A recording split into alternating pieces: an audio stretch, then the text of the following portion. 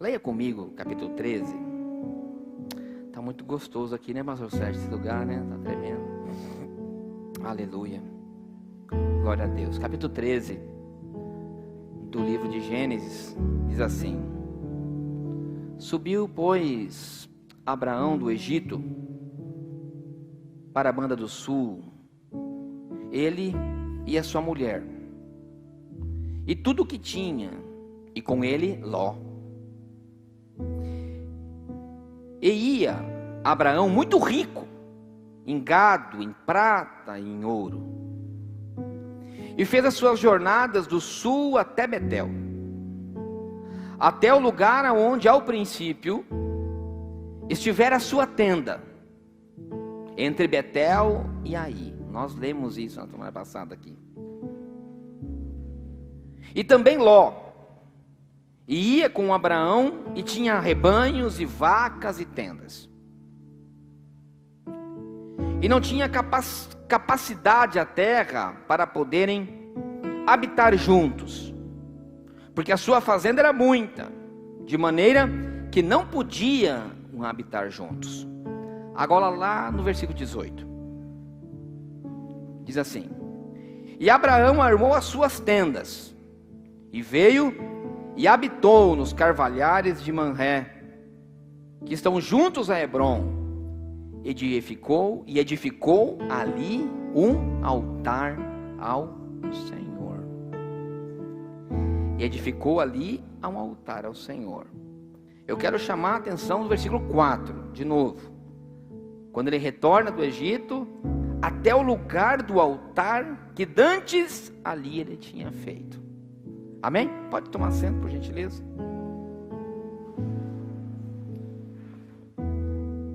Para trazer um refresco na sua memória,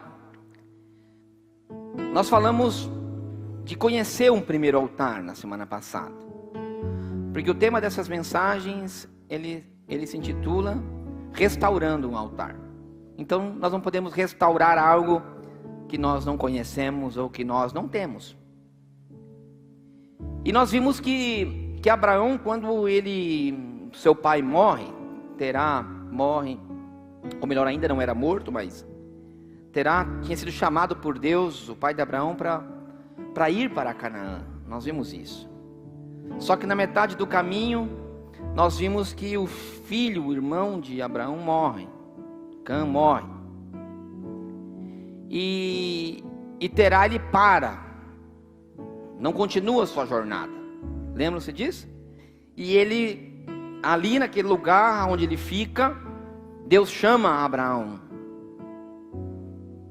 E diz para Abraão assim: olha, você tem uma promessa na sua vida. A sua geração será uma geração que abençoará toda a terra. A sua geração vai ser como as estrelas do céu. Você será bendito e toda a sua família, toda a sua geração será bendita. Então, Abraão sai da terra de Ur, do seu pai, deixa o seu pai e a sua mãe, pega a sua esposa, pega a sua família e chega à terra de Canaã. Só que quando chega na terra de Canaã, nós lemos ali no capítulo 12, versículos anteriores ao que começamos a ler, do 13, depois você pode ver, que diz que a primeira coisa que chegou, quando chega em Canaã, diz que Abraão ouve a voz do Senhor. Então ali ele edifica um altar. E logo depois, aqui onde nós lemos, entre Betel e Ai, ele edifica um outro altar, e ele invoca o nome do Senhor. E nós falamos da importância do homem ele edificar altares na sua casa, que o seu primeiro altar é a sua família, porque naquela época não existia igreja. Mas Abraão, ele ouvia a voz de Deus aonde ele estava com a sua família, e ele nunca se esquecera de edificar altares, de sacrificar em altares para o Senhor. Só que aquela terra onde Deus tinha levado Abraão, diz que havia fome. Nós lemos também isso no domingo passado. Diz que quando houve fome na terra onde estava Abraão, ele deixa aquele lugar onde ele estava morando, onde ele tinha feito esse altar, e ele vai para o Egito. E quando ele vai para o Egito, Ele passa um longo tempo no Egito e ele leva o seu sobrinho com ele. Pelo visto, Abraão, ele tinha um carinho muito especial por Ló. E eu vou entender isso, inclusive, nós entendemos isso depois. E quando ele sai da terra do seu pai, ele leva consigo ao seu sobrinho, porque ele era filho ele era sobrinho de Ló, ele era filho do irmão de Ló que tinha morrido. Então ele diz assim: olha, eu vou te levar comigo para uma promessa, cara. Eu ouvi a voz do Senhor e o Senhor me prometeu algo lindo, vem comigo. Ele falou para Ló. Eu imagino, deve ter falado, né? E Ló falou: não, eu vou contigo, tio. E aonde estava Abraão, estava Ló. E os dois vão para o Egito. E diz que ali no Egito eles foram muito abençoados. Enriqueceram no Egito. Então, chegando um momento que eles tinham tanto dinheiro no Egito, tanto Ló como Abraão, que eles voltam. Eu imagino que de repente era assim como se realmente Abraão tivesse... E eu lendo a palavra não vi em nenhum momento que ele levantou altar no Egito. Me chamou isso a atenção. Abraão enriqueceu. Ganhou muito dinheiro. Se multiplicou muito. Tanto foi o que ele foi abençoado, que ele teve escravos no Egito. Você consegue entender isso? Um cara estrangeiro, e ele traz na sua bagagem no Egito não só dinheiro, mas ele traz também uma escrava, Agar. Agar volta com ele. Era empregada, era a ama da sua esposa. E sobre a vida dele havia uma promessa de que a família dele seria abençoada, e não somente a sua família, mas também toda a geração que viria a trazer. Eu imagino que de repente estava Abraão e falou: cara, eu já estou rico, mas eu esqueci do meu altar. Eu consigo imaginar Abraão, aquele homem que, assim como o filho pródigo, que fica distante da casa do pai, que sente saudade do pai, mas não era de ouro, porque o seu pai biológico tinha impedido uma bênção na vida dele. Porque quando um pai desiste de dar continuidade nos planos de Deus, nós impedimos que nossos filhos vão conosco com a bênção. Porque eu vejo que Terá tinha o objetivo de ir a Canaã, mas ele para, porque se decepciona, porque o filho morre. Mas Deus, irmãos, Deus não esquece das promessas que Ele faz às gerações. Isso é tremendo, irmãos, porque teu pai, cara, teu pastor pode te esquecer, teu líder de louvor pode esquecer, ou de qualquer, o teu patrão, o teu pai, a tua família, eles podem parar. Você podia ser aquela pessoa que realmente dependia deles para que os objetivos se concluíssem. Às vezes nós depositamos tanta confiança em pessoas. Você fala: não, eu vou ir com ele vai me levar. Ou pode ser teu pai mesmo, biológico, assim como aconteceu com Abraão. Mas de repente aquela pessoa desiste no caminho. E o tremendo que quando o pai biológico de Abraão para, o Pai Celestial não tinha esquecido da promessa. Eu falei isso na semana passada: o Pai pode parar, mas o teu Pai Celestial te dará força para você ser resgatado novamente. Então, às vezes você perde um pai biológico, mas você ganha um pai espiritual. Você está conseguindo me acompanhar? Não sei se eu estou conseguindo passar o que está no meu coração. Porque é importante que você entenda isso. Então aquele pai chega para Abraão e ele consegue ouvir e fala assim: cara, promessa que eu tinha na vida do teu pai, agora eu passo para você. E mais, tua família será abençoada, tua descendência será abençoada. E Abraão vem e faz aquele altar, só que ele vai para o Egito. Eu imagino que de repente Abraão está lá rico, cheio de empregados, porque eles vieram tão abençoados, irmãos, que diz que havia tanto ele como Ló foram tão prosperados no Egito, que diz que começou a haver contenda com os empregados, entre um e outro, que chegou o momento que Abraão disse: ei, a gente vai ter que se separar, não dá mais para a gente ficar junto, nós estamos brigando. E nisso, quando Abraão vem, se você começar a ler um pouquinho para frente a história, nós vemos que Abraão volta, e a primeira coisa que ele vai lá onde ele tinha tido o primeiro encontro com Deus. Isso é lindo, porque, irmãos, às vezes dá saudade daquele nosso primeiro altar. Dá ou não dá? Fala sério se não dá.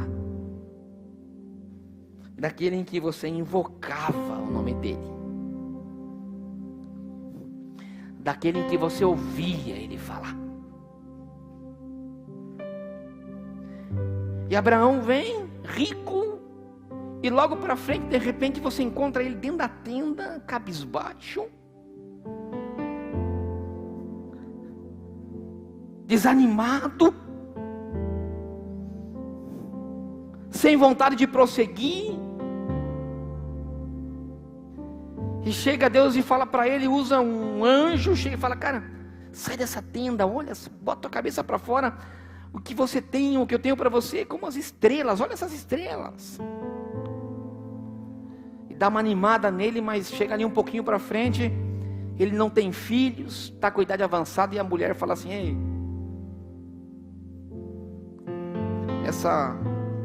vamos pegar a escrava que eu trouxe do Egito, você dorme com ela, e vai vir a tua promessa. E diz que coabita Abraão com Agar, que trouxe do Egito, e daí nasce um menino chamado Ismael, e diz que o menino foi reprovado por Deus. Meu Deus, irmão, quando eu li isso é muito forte.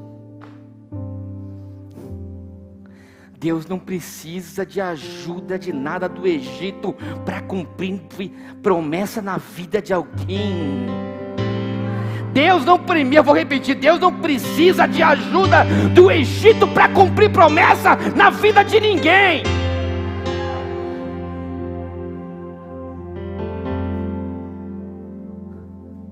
O que Deus tem, Ele gera um milagre. Sara era estéril, não podia gerar. Aí eles falaram: vamos pegar a egípcia para fazer gerar. Ei, meu irmão, coisas de Deus não se geram no mundo. Olha um pouco uma coisa. Sara era estéril, Rebeca era estéril, Ana, mulher de Samuel, era estéril. A mãe de Sansão, em Juízes capítulo 13, que não tem o seu nome, era estéril. A mãe de João Batista era estéril. Todas tiveram um milagre de Deus gerado, assim como foi feito na irmã Viviane, a esposa do irmão Pascoal. Deus não precisa inseminar ninguém, Ele gera aonde não tem esperança. Escute,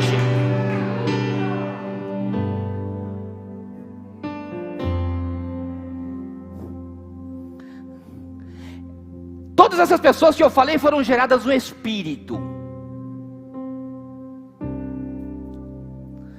Quando as coisas são geradas no Espírito, elas têm propósito de Deus.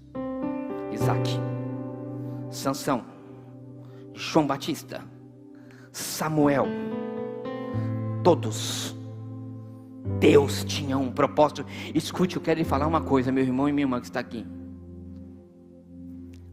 Deus, Ele tem compromisso com a sua palavra. E eu falei para a pastora essa semana, se alguém me fala assim: pastor, você quer um milagre? Ou você quer uma palavra profética? Eu digo, eu quero uma palavra profética. Não quer milagre, pastor? Eu quero. Mas o milagre é algo que gera instantaneamente. Você percebe entre os leprosos. Jesus cura vários leprosos, somente alguns voltam, outros não. O milagre, quando você precisa, de repente você precisa de um milagre. Uma cura divina, um milagre financeiro. Qualquer coisa você pode querer de milagre. Só que vai ser instantâneo. Vai ser para aquele momento. O milagre vai te gerar um benefício hoje. Ei, mas uma promessa para gerações, uma palavra profética de Deus, ela gera destino a alguém.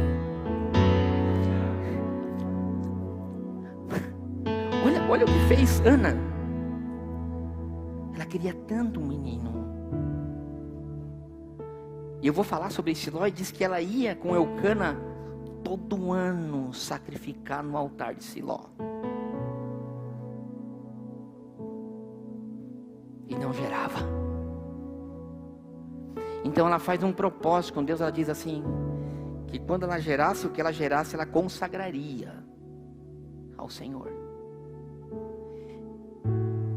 E quando eu vi isso, pastor Panda, é tremendo, sabe por quê? Porque se você percebe quando Sansão é gerado, e isso é forte, porque isso tem a ver com as mães, com as mulheres. Se quando Deus dá, quando gera no ventre da mãe de Sansão, a Sansão, ele diz, ei, mas a mãe será consagrada, ela não beberá bebida forte e nem comerá coisa imunda. Porque o que está no ventre tem um propósito.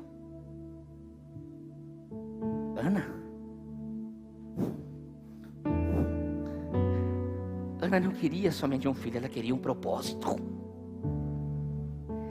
Ela queria gerar algo dentro dela que marcaria a sua geração.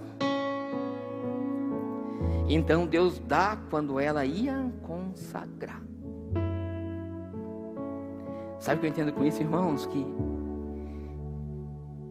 quando nós estamos em santidade, quando nós estamos sacrificando, quando nós não estamos em coisas imundas, nós geramos coisas no mundo espiritual com propósito de Deus. E meu irmão, não adianta você querer vir no culto, escute, me perdoe. Não adianta você querer vir requerer coisa de Deus se você tem vivido uma vida de imundícia. Deus não trabalha com milagres, Deus trabalha com propósitos.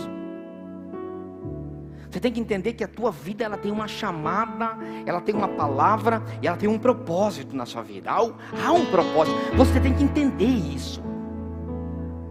Você não é um crente. Isso aqui nós nos denominamos. Você não é um religioso cristão. Não. Ei, você é um filho. Você é um filho de Deus, a qual Deus ama, cuida e tem um propósito na tua vida. Tem um propósito. Então o que você gera nesse mundo tem um propósito de Deus. Ou seja, então o que gera através da minha vida tem que ser gerada por Deus de uma maneira espiritual.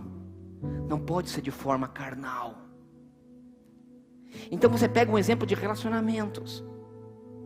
Um relacionamento abençoado por Deus, quando nasce um filho, quando o pai e a mãe são pessoas que consagram, quando o pai e a mãe são pessoas que têm altares, eles não são gerados na carne, eles são gerados no espírito. Ou seja, o meu filho é um propósito de Deus. Você está entendendo? O teu filho é propósito de Deus. Há algo sobre a tua vida e algo sobre a vida dos teus filhos. Mas voltamos para a história que estou saindo do contexto. Escuta. Então Deus não precisa de ajuda do Egito para gerar. Escuta, abandona isso. Esquece. Então não pula etapas. Moças, espera no Senhor. Espera no Senhor, espera. Não fica dando mãozinha para Deus com meninos ou com meninas que não estão no propósito. Você não precisa ajuda do Egito para que Deus cumpra uma promessa na sua vida. Escute o que lhe digo. Se estou dizendo isso é porque tem alguém aqui dentro ou que me ouve que precisa ouvir. Não pula etapas. Espera no Senhor. Só que não se esqueça, Deus não gera em imundície. Deus não gera em coisas que não são consagradas. A tua vida consagrará e gerará algo que será divino. Eles voltam, e aonde que recomeça? Recomeça no altar. Só que aqui é um detalhe. Chega no momento daquele rebuliço, que os dois ricos já não se entendiam mais. Abraão chega e fala para Ló, o negócio é o seguinte, Ló. Escolhe, está na Bíblia. Escolhe aonde é que você quer morar. E diz que Ló olha e escolhe umas campinas perto de Sodoma. E ali ele se estabelece. E diz que de repente teve um momento lá que o rei de Sodoma fica sabendo que Ló era um homem de Deus. E diz que tinha uns anjos visitado. Ló já tinha avisado que o bicho ia pegar para o negócio, para o lado de Sodoma. E diz que o rei de Sodoma manda uns guerreiros. E chegam para Ló, na casa de Ló. E pergunta, ei, cadê os homens de Deus que estavam aí, Ló? Porque nós vamos matar todo mundo. E diz que Ló se desespera. Ele diz assim, olha, já foram, mas é o seguinte. Ei, não faz nada comigo. Eu tenho 2 filhas virgens que eu entrego para vocês. Quando eu vi isso, irmão, eu sou tão forte. Porque Abraão, pastor Sérgio, quando Abraão ele sai de Canaã e vai para o Egito, o rei do Egito também vai contra Abraão. Abraão ele pega em mente, vocês lembram disso? Ele fica com medo. E ele fala, não. Porque a mulher de Abraão, Sara, era muito bonita. Ele ficou com medo do faraó querer ela para ele. Ele mente, fala, não, é minha irmã. E isso é muito forte, irmão, sabe por quê? Mas é tremendo em si, porque diz que no mesmo momento em que isso acontece, o faraó descobre que não, que era sua esposa, mas há uma praga que vem sobre a vida sobre a casa de Faraó, que Faraó chega para Abraão e diz assim, Abraão, não, você não precisa ter mentido. Eu sei que o teu Deus é um Deus poderoso. Não precisa fazer nada.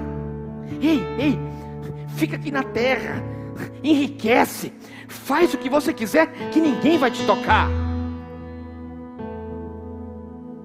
É tremendo. Mas aqui é uma vírgula. Porque quando eu lia isso, o Senhor me falava, olha, é forte isso que eu vou falar para você, viu, irmão? Quando alguém sai da terra de Deus e vai para o Egito, a primeira coisa que aconteceu com Abraão foi ele mentir. Aí o Espírito Santo me dizia que a pessoa, quando ela começa a pisar o seu primeiro pé no Egito, ela começa com mentira. E que a mentira é um sinônimo de pisar no Egito. Eu dizia, Deus, vocês têm tanta gente dentro da igreja que mente. Irmão, fica esse alerta. Quem bota um pé no Egito, logo de cara começa a mentir. Só que Deus, pastor Sérgio, estava protegendo Abraão. Abraão não precisou oferecer filha para ninguém, com medo. Porque, irmão, não adianta, quando você sai da casa de Deus e você vai para o mundo, ou você vai para Sodoma, o diabo ele vai vir com tudo para te destruir. Escute o que ele digo. O diabo não tem piedade. Ele vai vir para te arregaçar. Ou ele vai vir como o faraó, ou ele vai vir como o rei de Sodoma e Gomorra. A única coisa é que ele veio para rasgar os dois. Só que havia uma grande diferença de um homem que tinha altar e de um homem que não tinha. Você não encontra em nenhuma passagem bíblica Ló levantando altares. Você encontra Abraão levantando altar, mas você não vê Ló levantando altares. Ló era um homem que andava na espiritualidade de Abraão.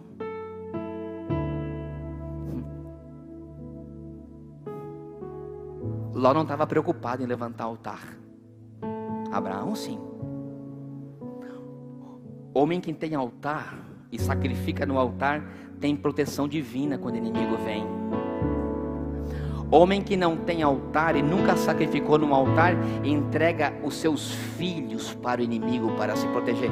Meu Deus, isso aqui é muito forte, irmão. Homem que não tem altar entrega o seu inimigo, os seus filhos como inimigo, as suas coisas mais preciosas como sacrifício.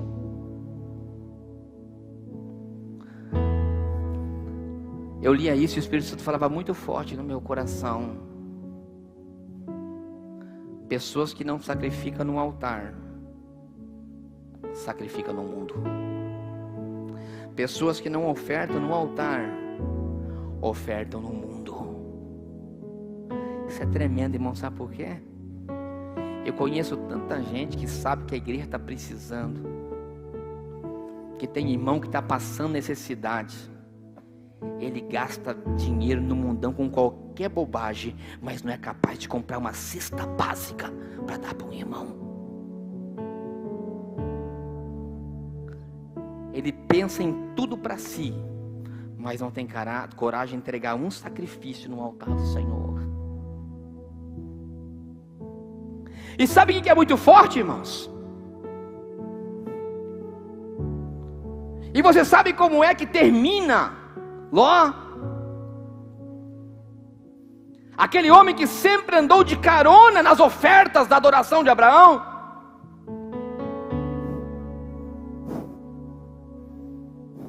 E sabe o que é mais tremendo?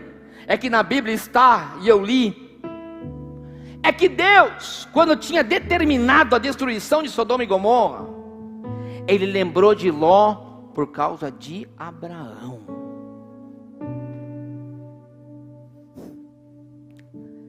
Pior de tudo é que aquele que anda de carona e tem a intercessão de alguém, ele ainda fica protegido por Deus.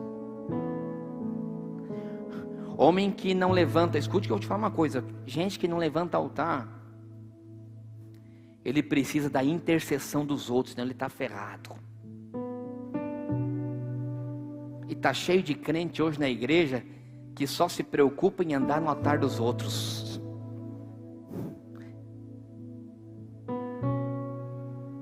É aquele crente que vive pedindo oração para os outros, não é capaz de levantar, dobrar o seu joelho e orar, porque não consegue levantar o seu altar próprio. Aí sabe o que acontece com Ló, pastor?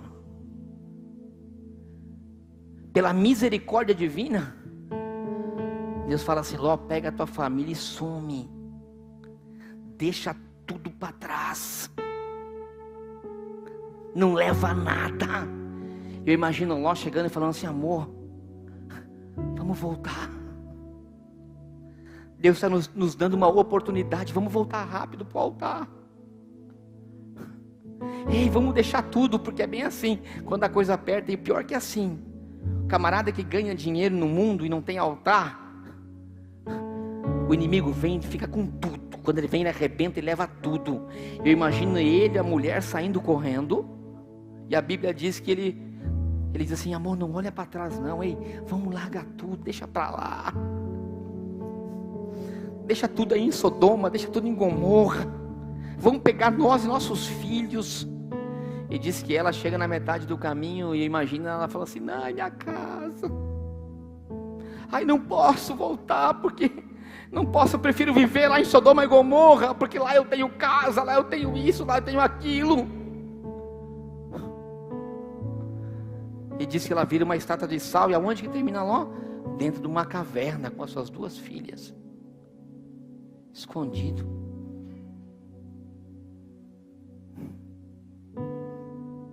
E o que acontece lá?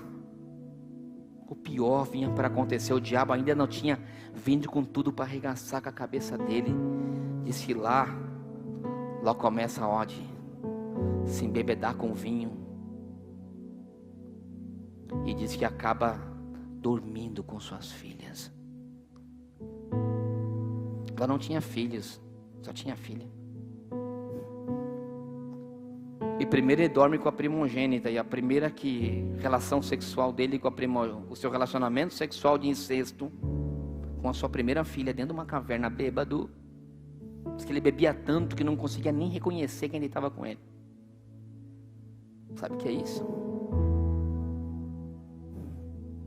E aí ele pega e, com a relação sexual dele com sua primeira filha, nasce um filho chamado Amon. E da relação sexual dele nasce os Amonitas. Da sua segunda filha nasce os, vou ler para você, Moabitas. Dá o nome do filho de Moabe.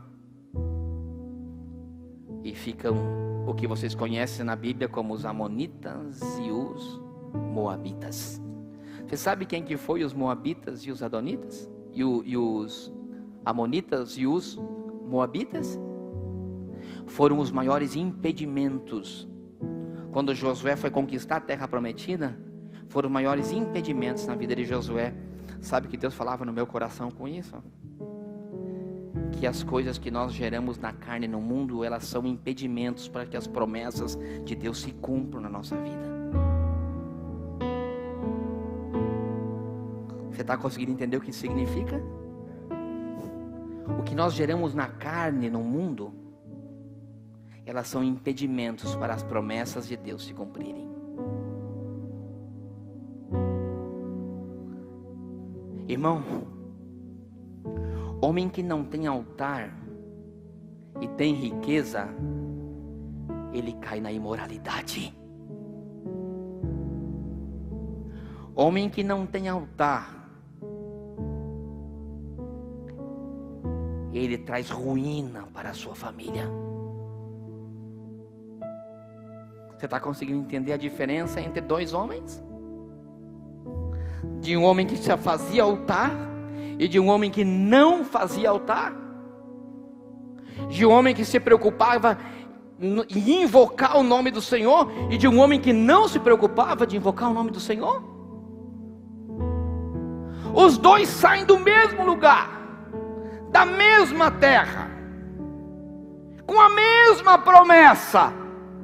Mas chegou no momento que Abraão teve que falar: ei, Ló, vai para o teu lado. Ei, meu irmão, tem horas que você tem que começar a deixar a Ló de lado. Porque está cheio de gente só vindo no teu altar. Você está me entendendo o que eu quero dizer? Ei, mas tem hora que você tem que falar: ei, Ló, vai para o teu canto, deixa eu seguir a minha vida, porque você está sendo impedimento para mim. Não tinha como Abraão ficar com um homem que não levantava altares. Ei, meu irmão, não tem como. Ei, não tem como você ficar com gente que não levanta altar. Se você é um homem que tem promessa, uma mulher que tem chamada, que tem destino, ei, acorda, meu irmão, ei, para de ficar com gente que não tem altar.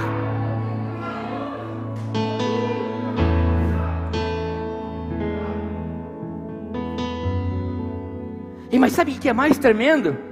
Não é só isso. Sabe o que é forte, irmãos? É o que está acontecendo, que para mim o que é mais tremendo de tudo isso, eu sei que era uma palavra forte, porque a minha intenção é trazer para você bem claro a diferença de alguém que tem altar na sua casa e de alguém que não tem altar na sua casa, e que eu creio que isso está muito bem definido para você. Muito. Mas o que é lindo nessa história é o que acontece no verso 10 e no verso de número 14.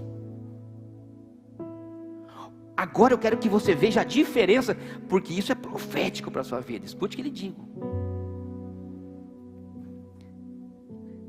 No verso 14, quando Abraão decide se dividir de Ló, lá no verso 8 ele diz assim: e disse Abraão a Ló, diz o verso 8. Continua dizendo algumas coisas, mas eu vou lá no 10. E no 10 ele diz, porque ele disse para Ló assim: Ló, cara, escolhe aonde você quiser ficar, que a terra que você escolher é tua, e eu vou para o outro lado. E ele diz assim: e levantou Ló os seus olhos e viu toda a campina do Jordão, que era toda bem regada, antes do Senhor ter destruído Sodoma e Gomorra. Isso é antes. E olha como é forte aqui. E era como o jardim do Senhor, como a terra do Egito, quando se entra em Zoar. Escuta, diz que a terra que viu Ló era uma terra maravilhosa. Aonde seus olhos viram, ele viu aquele campo verde, bonito, e por outro lado era montanha, era deserto. Ló falou: ok, Abraão, você deixa eu decidir? Escute que é forte isso, irmãos, hein? É para você. Eu posso decidir, Abraão? Pode, você decide. Ele pega e olha ali e diz que era como os jardins do Senhor. Irmão, tem coisa que parece ser de Deus, mas não é. Tem coisas que estão na sua frente que você diz, mas aqueles que diz que não era um jardim do Senhor, era como um jardim do Senhor. E tem coisas que parece que são de Deus, mas não são. Tem coisas que você olha e você quer tomar decisões que você fala assim, é de Deus, mas não é.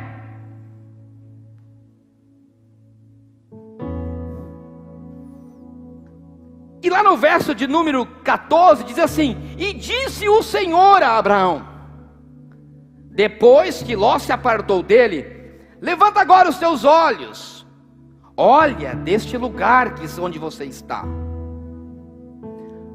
Agora os teus olhos para a banda do norte e do sul. Olha assim, sabe que a banda do norte e do sul? É aqui, ó. É você olhar lá para a região de Guaíra, para a banda do norte. Olha para a banda do sul. Nós estamos olhando para o sul aqui. Aí você imagina que uma linha reta aqui passa as cataratas argentinas, vai dar lá no Rio Grande. E ele continua dizendo: agora você olha para a banda do oriente, lá para o Japão, para a China. Porque aonde Abraão estava posicionado era uma região no mapa chamado Médio Oriente, né? Ali toda aquela região onde está Israel, porque aqui no mapa, para cá está a África, a América do Sul, o Ocidente, o Oriente, olhando mais para lá, sim, está o Japão, a China, enfim. Ele fala: olha para lá, Abraão. Aí ele imagina ele olhando assim para o Oriente, imagina o Japão. Naquela época não tinha Japão, mas vamos dizer que agora você olha assim, não é para você não, ia ser muito feio.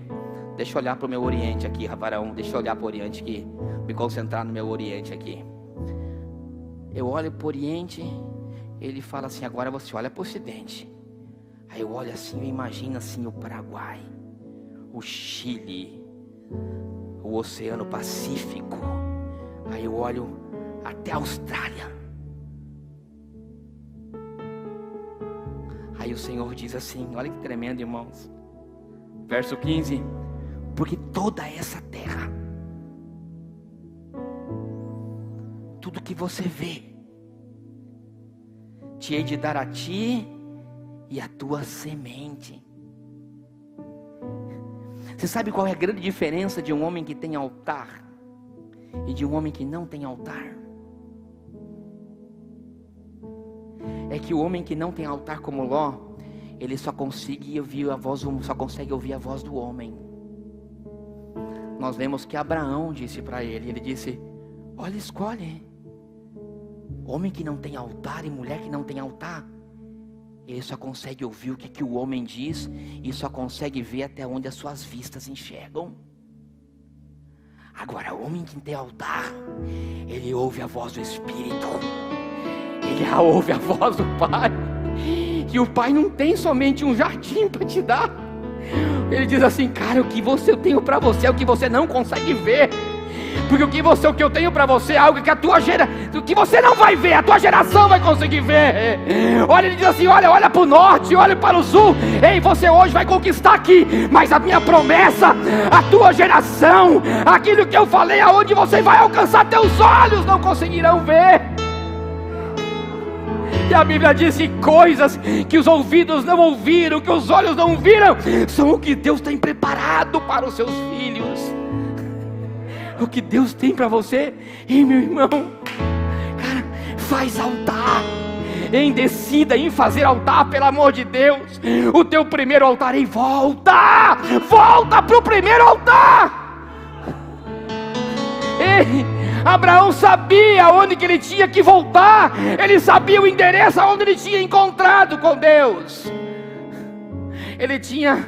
Ele sabia o endereço aonde a primeira palavra profética chegou, aonde a primeira profecia, aonde aquele primeiro calor que encheu, aonde as lágrimas corriam quando você dobrava o joelho. Meu Deus, eu não sei se você consegue ver o que eu estou vendo. Mas Deus precisa da igreja, uma geração de Abraão, não de Ló. Deus precisa de uma geração que levanta altares. Meu Deus, Deus precisa de alguém que se lembra do passado. Deus precisa de homens e mulheres que não entregam seus filhos para o mundo, que não entregam seus filhos para o inimigo. Eu sinto tanto poder nessa palavra, irmão, que você não consegue imaginar. Eu dizia a Deus: eu quero essa palavra profética para mim. Eu quero isso para a nossa igreja. Eu não quero ver como um jardim. Eu quero ver o Oriente, eu quero ver o Ocidente, eu quero ver o Norte, eu quero ver o Sul. Eu não quero ver o Ariel, eu quero ver o Oriente, meu Deus do céu. Eu quero ver os que meus olhos, a minha vista não consegue ver. Eu quero ouvir a tua voz, eu não quero ouvir a voz do homem. Eu não quero que um homem me dê destino, eu quero que a tua palavra me dê destino.